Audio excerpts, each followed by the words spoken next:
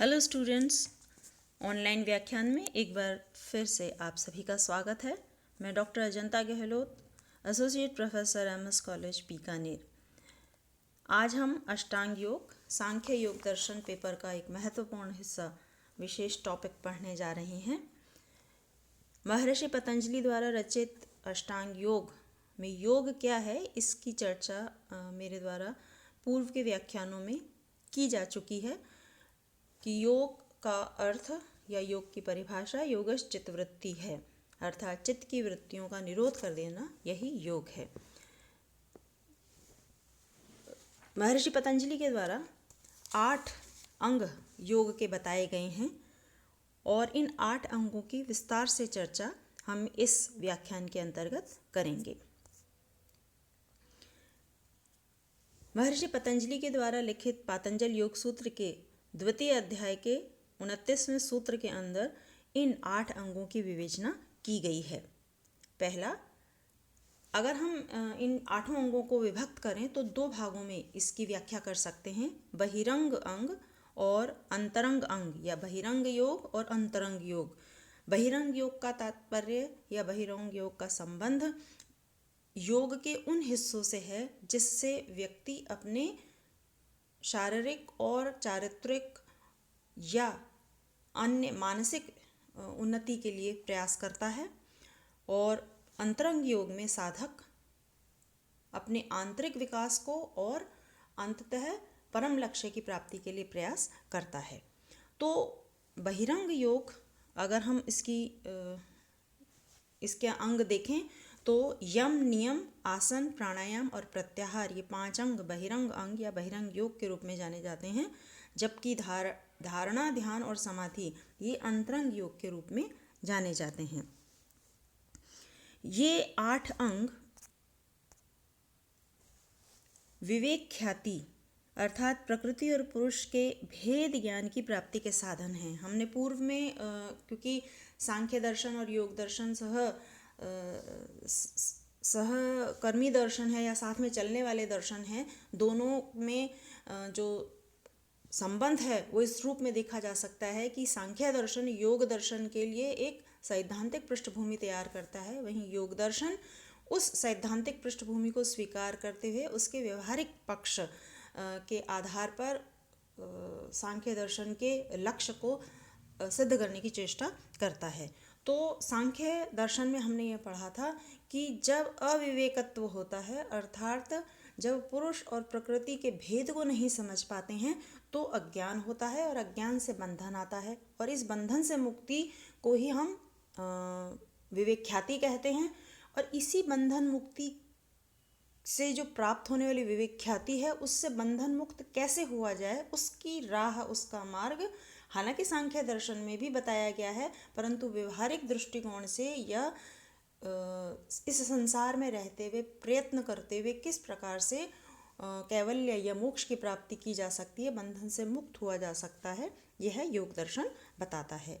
तो इसलिए ये 8 अंग विवेक ख्याति यानी पुरुष और प्रकृति, आत्मा और प्रकृति के भेद ज्ञान की प्राप्ति के साधन हैं। अब इस मार्ग पर चलकर या इन साधनों के अभ्यास से 3 प्रकार के दुखों का नाश होता है। अंततः दुख क्या है, अंततः बंधन क्या है? बंधन दुखों का ही एक स्वरूप है। जब व्यक्ति दुखी होता है तो वो ऐसे कर्म करता है जो उसके लिए बंधनकारी होते हैं, जो उसको संसार से, सांसारिक वस्तुओं से बांधते हैं। साधारणतः मनुष्य इस संसार में रहते वो सभी कर्म करता है जो उसके जीवन को चलाने के लिए अनिवार्य होते हैं, परंतु हम बार बार पिछले कक्षाओं में भी और पिछले अध्यायों में भी ये पढ़ चुके हैं कि अंततः मनुष्य के जीवन का लक्ष्य दर्शन के अंदर मोक्ष या मुक्ति को बताया गया है। और अगर हम जीवन में अपने पूरे जीवन काल को देखें तो यह प्रक्रिया स्वतः रूप में ही घटित भी होती है, परंतु यह उम्र के साथ ही हम उसका एहसास कर पाते हैं। तो सांख्य दर्शन में 3 प्रकार के दुख बताए गए हैं। एक आध्यात्मिक दुख होते हैं जो शारीरिक और मानसिक प्रकार के होते हैं। शारीरिक दुख वो होते हैं जो वात, पित्त या कफ से होते हैं, हमें सर्दी ज़ुकाम हो गई, पेट में दर्द हो गया, एसिडिटी बन गई, इसके अलावा वायु विकार हो गए, जिससे किसी प्रकार की शारीरिक पीड़ा होती है। अन्य रूप में भी चोट लग जाना आदि भी शारीरिक दुखों में माने जाएंगे। मानसिक दुख जो व्यक्ति के काम भावना, उसके क्रोध के कारण, वस्तुओं से लगाव के कारण, इन सभी रूपों से जब व्यक्ति को कष्ट होता है तो वह मानसिक दुख कहलाते हैं। आधिदैविक दुख वायु, जल और अग्नि से उत्पन्न होने वाले रोग हैं, यानी अंधड़ आना, तूफान आना, बाढ़ आ जाना, ये सारे प्रकोप। और आदि भौतिक दुख वो होते हैं जो मनुष्य, पशु, सर्प, भूत आदि से होते हैं। संसार में जितने भी प्रकार के दुख हैं वे सभी बंधनकारी हैं और इन सभी दुखों को हम इन 3 श्रेणियों के अंतर्गत विभाजित कर सकते हैं। महर्षि पतंजलि ने ये स्पष्ट रूप से ही कहा कि जब व्यक्ति इन सांसारिक भोगों से मुक्त होकर एक शाश्वत और चिरंतर आनंद की प्राप्ति करना चाहता है, वो इन विषय वासनाओं से दूर जाना चाहता है, तब उसके लिए योग में व्याख्यात इन 8 अंगों का अभ्यास करना सर्वोत्तम होगा, क्योंकि इससे सबसे पहले अशुद्धि का नाश होता है, उसके पश्चात ज्ञान प्रदीप्त होता है और तत्पश्चात विवेक ख्याति होती है। यहाँ अशुद्धि से अर्थ है, अगर हम योग दर्शन पढ़ते हैं तो उसमें 5 क्लेशों की अवधारणा बताई गई है। अविद्या, अस्मिता, राग, द्वेष, अभिनिवेश। अविद्या का मतलब जो वस्तु जैसी है उसको स्वरूप में न जानना। अस्मिता, राग, द्वेष, अभिनिवेश। इस तरीके से इन 5 की व्याख्या हम आगे आने वाले अध्यायों में करेंगे। इसलिए हम कह सकते हैं कि इन 8 अंगों के अनुष्ठान से अशुद्धि का नाश हो जाता है और विवेक ख्याति प्राप्त हो जाती है। अब हम चलते हैं योग के 8 अंगों की तरफ। जैसा कि मैंने पूर्व में बताया, महर्षि पतंजलि के अनुसार योग के 8 अंग हैं: यम, नियम, आसन, प्राणायाम, प्रत्याहार, धारणा, ध्यान और समाधि। योग के ये 8 अंग वास्तविक रूप में तो योग साधक जो योग की साधना करते हुए विवेक ख्याति या कैवल्य की प्राप्ति करना चाहता है, उसके लिए ये मार्ग हैं। परंतु इन मार्गों को जब हम पढ़ते हैं या अपने जीवन में उतारते हैं तो ये एक साधारण व्यक्ति के लिए भी वो राह प्रशस्त करते हैं, वो मार्ग प्रशस्त करते हैं, जिस पर यदि वह अपना जीवन व्यतीत करता है तो वह शनह शनह योग साधना के ही मार्ग पर चल पड़ता है। योग सूत्र में सर्वप्रथम जिस अंग की बात, 8 में से जिस प्रथम अंग की बात की गई है वह है यम। योग सूत्र में योग साधक के लिए और जब भी उच्च चरित्र निर्माण की बात आती है तो यमों की व्याख्या की जाती है। यम 5 हैं और इनका सीधा संबंध समाज के लोगों के साथ व्यवहार के रूप में जाना जाता है। योग सूत्र के 2nd चैप्टर में जो 30th या 30वां सूत्र है वो इन 5 यमों की बात करता है और इनसे हम भली भांति परिचित भी हैं। भले ही हम यम नाम इससे ना परिचित हों, परंतु उस 5 यमों की जो व्याख्या की जाती है उन 5 यमों से हम अपने जीवन में परिचित हैं। कौन से 5 अंग हैं? अहिंसा, सत्य, अस्तेय, ब्रह्मचर्य और अपरिग्रह। पहला यम है अहिंसा। देखिए, अहिंसा, अ का मतलब है नहीं, नेगेटिव। हिंसा का मतलब है किसी भी प्रकार का कोई दुख, पीड़ा या कष्ट पहुंचाना। तो जब हम किसी भी व्यक्ति को किसी भी प्रकार से कोई कष्ट, पीड़ा नहीं पहुंचाते हैं तो वो अहिंसा कहलाती है।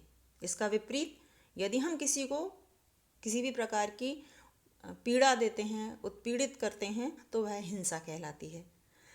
मन, वचन और कर्म से किसी भी प्राणी को कष्ट न पहुंचाना, ऐसा करने की मन में भावना भी नहीं लाना, ऐसा विचार भी मन में नहीं लाना, ना ही ऐसा करने के लिए किसी के द्वारा यदि कोई इस तरह का हिंसात्मक कार्य किया जाता है तो हम उसको अनुमोदित करें कि हाँ तुमने ये कार्य ठीक किया, भाई तुमने तो जो है किसी को अगर मारा तो वो तुमने किसी और रीज़न से मारा या तुमने किसी की सहायता के लिए मारा, तो ये तुम्हारे द्वारा किया गया कार्य उचित है, ऐसा भी नहीं करना। और सबसे बड़ी जो, ये तो हम उनको सूक्ष्म हिंसा कहेंगे। सूक्ष्म हिंसा का मतलब क्या है कि जब मैंने मन में ये भाव लाया कि फला का बुरा हो जाए या व्यक्ति ए जो है या व्यक्ति अ जो है उसका बुरा हो जाए, मैं उसको कष्ट पहुंचा दूं, उसको पीड़ा दे दूं, तो ये हिंसा का सूक्ष्म रूप है। सूक्ष्म रूप है यानी मन के अंदर ये मेरे विचार आया, किसी के द्वारा इस तरह की हिंसा की गई तो मैंने उसका अनुमोदन किया, उसकी हाँ में हाँ मिलाई, उसके द्वारा किए गए कार्य में सहमति जताई, तो यह भी कैसा है, सूक्ष्म हिंसा है। परंतु जब व्यक्ति किसी व्यक्ति को पीड़ा पहुंचाता है, उसको शारीरिक कष्ट देता है, उसको अपशब्द बोलता है, ऐसा करने से उसके मन को ठेस पहुंचती है, ऐसी कोई भी बात, ऐसी कोई भी कर्म, ऐसा कोई भी कृत्य जब व्यक्ति के द्वारा किया जाता है और उसको स्थूल रूप में कष्ट पहुंचता है तो वह कर्म से की गई हिंसा कहलाती है। तो मन में विचार लाना हम ऐसा कई बार ऐसा सोचते हैं कि हिंसा का अर्थ सिर्फ इतना यही होता है कि यदि हमने किसी को शारीरिक कष्ट दे दिया, उसको उसका कोई अंग जो है भंग कर दिया या किसी की हत्या कर दी या किसी को हमने कुछ बड़ा ऐसा कुछ कर दिया जो उसको शारीरिक रूप से नुकसान पहुंचा रहा है, वही हिंसा है, ऐसा नहीं है। मन में यदि हिंसा का विचार भी लाते हैं, मन में किसी के बुरे भाव का विचार भी लाते हैं तो वह हिंसा है, और किसी के द्वारा किए गए बुरे कर्म या हिंसात्मक कृत्य का अनुमोदन करते हैं तो वह भी हिंसा कहलाती है। अब योग दर्शन में ये कहा गया है कि हिंसा नहीं करनी चाहिए, अर्थात किसी को मन वचन और कर्म से कष्ट नहीं पहुंचाना चाहिए। जो भी व्यक्ति, जो भी साधक इस बात का अभ्यास करता है कि वह सिर्फ कर्म से ही हिंसा ना करे बल्कि किसी के हिंसात्मक कार्य को सपोर्ट भी ना करे और मन में किसी का बुरा हो जाए ऐसा विचार भी ना लाए, यदि सतत रूप से यह अभ्यास किया जाता है तो योग दर्शन में कहा गया है कि ऐसा व्यक्ति या ऐसा साधक, उसके अंदर एक विशेष प्रकार की शक्ति या सामर्थ्य पैदा हो जाती है। और वो सामर्थ्य क्या है कि जो शाश्वत रूप से वैर भाव रखने वाले जीव हैं वे भी मैत्रीपूर्ण भाव से अपने उस साधक के नज़दीक आकर बैठ जाते हैं। शाश्वत रूप से वैर किसके बीच में होता है, जैसे सांप और नेवला है, कहीं पे भी सांप और नेवला होगा या हिरण और शेर है उदाहरण के लिए, तो ये जहाँ भी होंगे तो इनके मन के अंदर ये कभी भी मैत्रीपूर्ण व्यवहार नहीं रखेंगे। शेर हिरण को देखते ही उसको मारने का या खाने का विचार करेगा, उसके साथ कभी भी मैत्रीपूर्ण व्यवहार उसके मन में नहीं आएगा। परंतु ऐसा साधक या ऐसा व्यक्ति जो सतत रूप से मन वचन और कर्म से अहिंसा का पालन कर रहा है, तो उसके नज़दीक यदि ये शाश्वत रूप से वैर भाव रखने वाले प्राणी आएंगे तो फिर उनके मन के अंदर भी शत्रुता का या वैरता का भाव समाप्त हो जाएगा और वह उसके पास में एक मित्र के रूप में रहेंगे और उनका जो शाश्वत विरोधी का जो भाव है वह छूट जाएगा। दूसरा यम है सत्य। सत्य का अर्थ है मन वचन और वाणी से सत्य का अनुसरण और आचरण करना। सत्य से तात्पर्य है या सत्य आचरण से तात्पर्य है, हम सत्य किसे कहेंगे, सत्य कहेंगे जो वस्तु, जो विचार, जो घटना जिस रूप में है उसका उसी रूप में वर्णन करना या उसी रूप में उसकी व्याख्या करना। मन वचन और कर्म में एक रूपता हो, कहें कुछ, सोचे कुछ और करें कुछ। यदि इन तीनों में समानता नहीं है तो इसका अर्थ क्या है कि हम सत्य का पालन नहीं करते हैं। बहुत बार हम अपने बड़े लोगों से सुनते हैं या जो उच्च चरित्र वाले व्यक्ति होते हैं उनसे सुनते हैं कि आप जो कहें आप वही करें, यानी आप झूठ ना बोलें, क्योंकि झूठ एक ना एक दिन पकड़ा जाता है। इसलिए पकड़ा जाता है कि हम जो करते हैं और जो हम बोलते हैं उसके अंदर वो चीज़ कब हमारी पकड़ में आ जाएगी, यानी हमने सोचा मन में कुछ, हमने बोला कुछ और किया कुछ, इन तीनों में जब समानता नहीं होगी तो आपके द्वारा जो किया गया या बोला गया झूठ है वो कभी ना कभी पकड़ में आ जाएगा।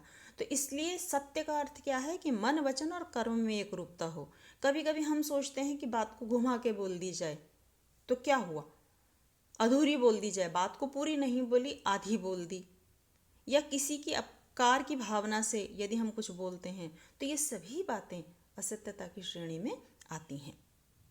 जो व्यक्ति सत्य बोलते हैं, जो सभी परिस्थितियों में, सभी स्थिति परिस्थितियों में मन, वचन और कर्म इन तीनों में एक रूपता रखते हैं, ऐसे व्यक्ति सत्य की प्रतिष्ठा कर लेने पर ऐसे योगाभ्यासी की वाणी फलीभूत हो जाती है, अर्थात उसकी वाणी में शुद्धता आ जाती है। वह जो भी अपने मुख से बोलता है वह बात सत्य होती है, उसकी वाणी अमोघ हो जाती है और वो कभी भी कुछ भी बुरा या अलग नहीं बोलते हैं, सदैव उनके द्वारा बोली गई बात सिद्ध होती है। तीसरा यम है अस्तेय। अ का मतलब नहीं, स्तेय का मतलब चोरी, अर्थात चोरी नहीं करना अस्तेय कहलाता है। जब हम सभी तरीके से चोरी का त्याग कर दें, सभी तरीके से चोरी के त्याग का अर्थ यह है, हम साधारणतः ऐसा सोचते हैं फिर वही कि चोरी का अर्थ है कि फिजिकली या शारीरिक रूप से किसी चीज़, किसी के घर में से कोई चीज़ उठा लेना, चुरा लेना, किसी की वस्तु का अपहरण कर लेना, यही हम चोरी समझते हैं, परंतु ऐसा नहीं है। जब हम मन में यह वस्तु बहुत अच्छी है, मेरी सामर्थ्य के बाहर है, परंतु मैं इसे पाना चाहती हूँ और मैं उसको उठा लेती हूँ, उठा लूँ या इसको मैं ले लूँ, कैसे, बिना इस व्यक्ति की जानकारी के। जिस व्यक्ति की या जिस मनुष्य की वह वस्तु है वह मुझे अच्छी लगी और उसको पाने का मेरे मन के अंदर विचार आया और मैंने ये विचार किया कि बिना इसकी जानकारी के मैं इस वस्तु को पालूं, ऐसा विचार जब मेरे मन में आता है तो वह चोरी ही है। अर्थात किसी वस्तु को जो आपकी सामर्थ्य के बाहर है उसको बिना किसी की जानकारी के उठा लेना, ऐसा विचार आना भी चोरी है। किसी दूसरे के द्वारा की गई चोरी का समर्थन करना वह भी चोरी है, और किसी भी वस्तु को या किसी भी व्यक्ति की वस्तु को बिना उसकी जानकारी या बिना उससे पूछे हुए उठा लेना, अपने पास में रख लेना, उसका अपहरण कर लेना, यह भी चोरी कहलाती है। इसलिए जो योग साधना के मार्ग पे चल रहे हैं, जो योग साधक हैं, उनको मन, वचन और कर्म से अचौर्य का पालन करना चाहिए, अर्थात चोरी नहीं करनी चाहिए। चोरी करने का जो फल, या यूँ कहें कि अचौर्य का जो फल है वह क्या होता है, यानी अस्तेय का फल क्या होता है कि ऐसे में जो योग अभ्यासी है उस पर वस्तु संग्रह और लोभ की प्रवृत्ति का नाश हो जाता है, और जब उसके अंदर किसी भी चीज़ को, किसी भी वस्तु को पाने की कामना नहीं रहेगी, उसमें लालच नहीं रहेगा, उसके अंदर वस्तु को इकट्ठा करने की प्रवृत्ति नहीं रहेगी, तो उस वस्तु को, उस व्यक्ति को या उस साधक को सभी प्रकार की वस्तुएं, रत्न, कीमती चीज़ें, वो सभी स्वतः ही उपलब्ध हो जाएंगी। इसके बाद में ब्रह्मचर्य यम है। जीवन के सभी प्रकार के अभ्युदय और निःश्रेयस्य की प्राप्ति में काम वासनाओं पर नियंत्रण करना और उसका सभी प्रकार से त्याग कर देना।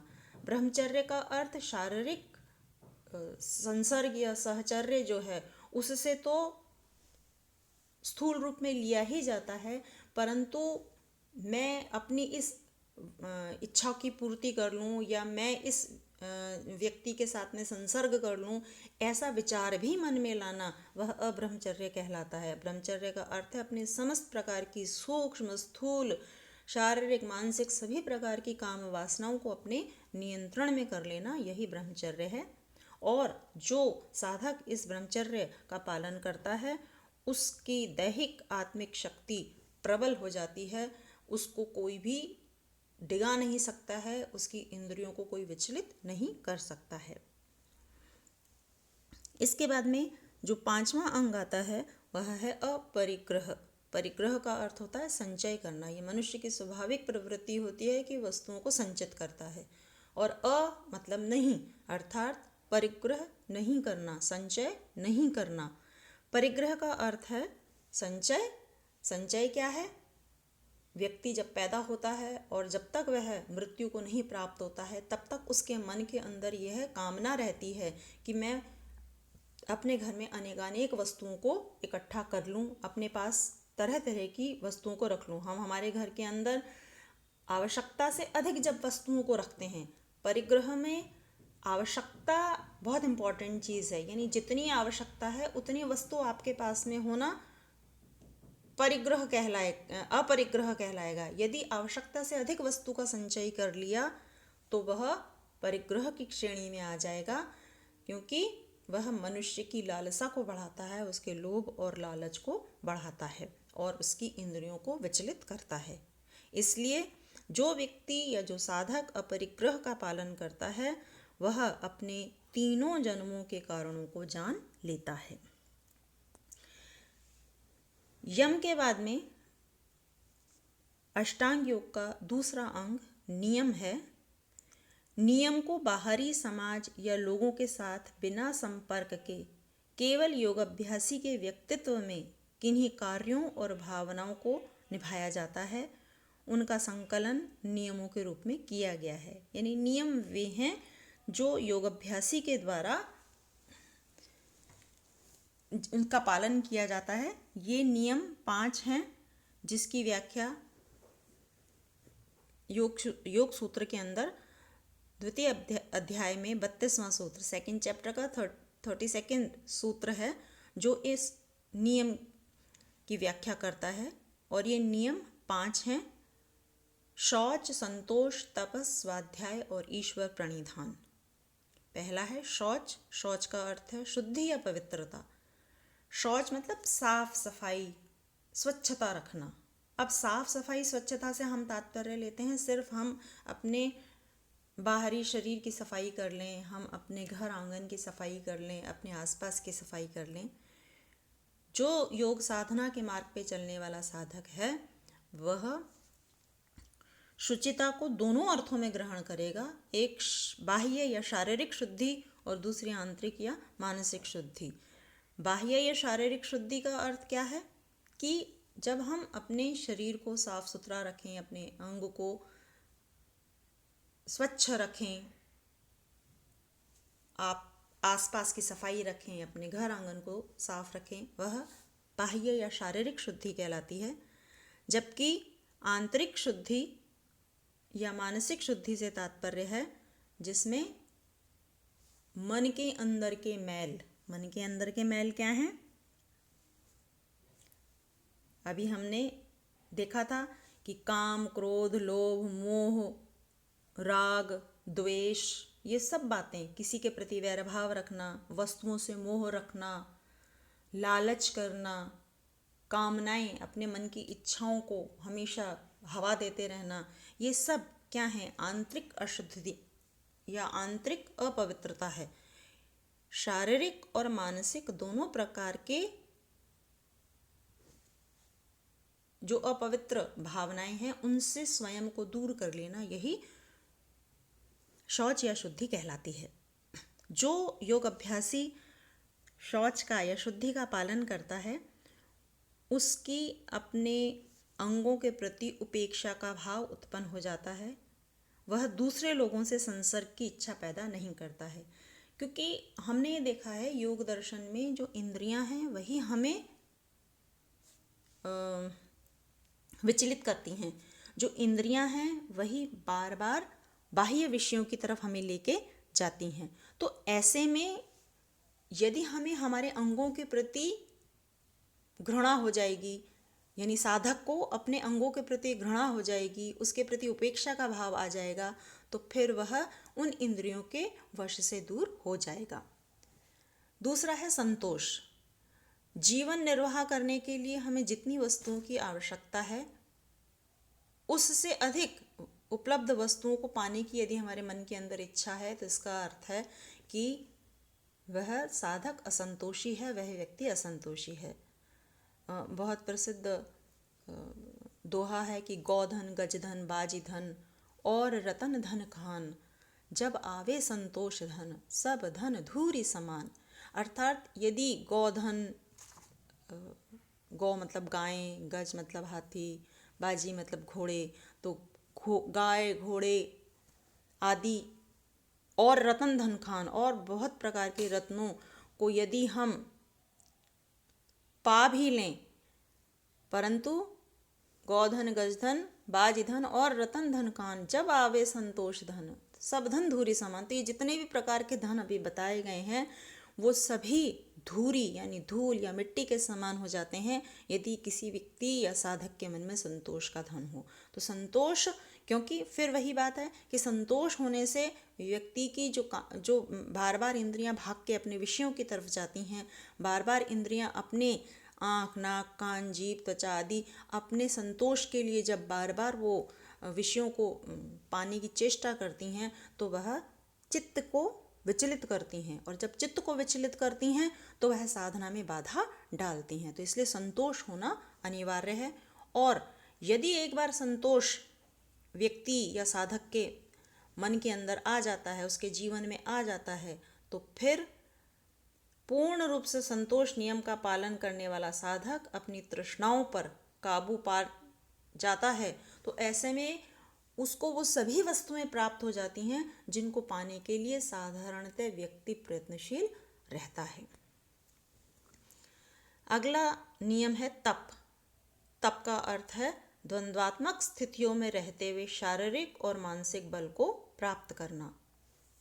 चित्त में उभरने वाले द्वंद्वों को तपस्या समझकर सहने का बल प्राप्त करना।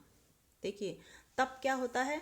अपने शरीर और मन को विकट कठिन विपरीत परिस्थितियों में इतना तपा लेना, इतना प्रबल बना लेना, इतना सामर्थ्यवान बना लेना कि ये छोटे मोटे झंझावत उसको परेशान ना कर सकें। विभिन्न प्रकार के द्वंद्व होते हैं। द्वंद्व का अर्थ है सर्दी गर्मी, भूख प्यास, अच्छा बुरा, ऐसी बहुत सी द्वंद्वात्मक स्थितियां होती हैं जिसमें साधारण रूप से मनुष्य विचलित हो जाता है। सुख आता है, व्यक्ति प्रसन्न होता है, दुख आते ही मनुष्य में विचलित होने की भावना प्रबल हो जाती है। सर्दी गर्मी, किसी को सर्दी अच्छी लगती है, किसी को गर्मी अच्छी लगती है। तो किसी एक मौसम में तो व्यक्ति प्रसन्न है, कोई दूसरा मौसम आते ही व्यक्ति परेशान हो जाता है। तो इन सभी भावों से वह मुक्त हो जाए, जैसा भी स्थिति, जैसी भी परिस्थिति हो, जैसा भी मौसम हो, द्वंद्व हो, उन सभी में वह अपने आप को मजबूती से बनाए रखे और वे सभी द्वंद्व उसको न शारीरिक रूप से और ना ही मानसिक रूप से विचलित कर सकें, उसके अंदर बल उत्पन्न हो जाए इन सभी को सहने का, तो वह तप कहलाता है। और जो तप में स्थिर हो जाता है, तप से अपने आप को मजबूत कर लेता है, उसका फल उसे यही मिलता है कि उसके शरीर और इंद्रियों पर उसका नियंत्रण आ जाता है। स्वाध्याय अगला नियम है आध्यात्म संबंधी शास्त्रों का अध्ययन करना। जब साधक योग साधना करता है तो ऐसे में योग साधना करते हुए, ध्यान करते हुए उसके पास में बहुत सारा समय ऐसा भी होता है जब वह इन क्रियाओं में लिप्त नहीं होता है। तो ऐसे में जब उसके पास में समय होता है तो वह अध्ययन करे, अध्यात्म शास्त्र संबंधी, स्वयं की आत्मिक उन्नति से संबंधित विभिन्न शास्त्रों का अध्ययन करे, ताकि वह उस मार्ग पर और चलने के लिए मजबूत हो जाए। जो साधक स्वाध्याय करेगा उसका फल उसको मिलता है कि इन शास्त्रों के अध्ययन से उसे ईश्वर की प्राप्ति का मार्ग और सरल और प्रशस्त हो जाता है। 5वां नियम है ईश्वर प्रणिधान।